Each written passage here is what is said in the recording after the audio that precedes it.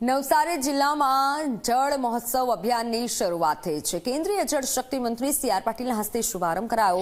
સુજલામ શક્તિ અંતર્ગત જળ મહોત્સવનો પ્રારંભ થયો છે। ગણદેવી તાલુકાના રહેજ ગામની પાણી યોજનાનું લોકાર્પણ કરવામાં આવ્યું। કેન્દ્રીય મંત્રીના હસ્તે ગામના આગેવાનને યોજના અર્પણ કરાઈ। નાણામંત્રી કનુ દેસાઈ, આદિજાતિ મંત્રી નરેશ પટેલ ઉપસ્થિત રહ્યા। પાણી પુરવઠા મંત્રી ઈશ્વર પટેલ અને સાંસદ ધવલ પટેલ પણ ઉપસ્થિત રહ્યા।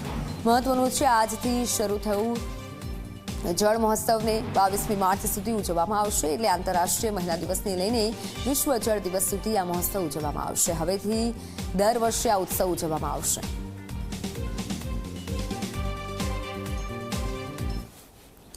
કિલોમીટરો સુધી આ બહેનો માથે બેડા લઈને દૂર સુધી જતી હતી।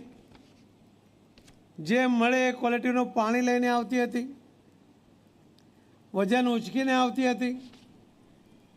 એ જો પાણી ચોખ્ખું ના હોય, શુદ્ધ ના હોય, એના કારણે એને કે એના બાળકોને કે એના ઘરના સભ્યોને અનેક મેડિકલ દવા લેવી પડતી હતી।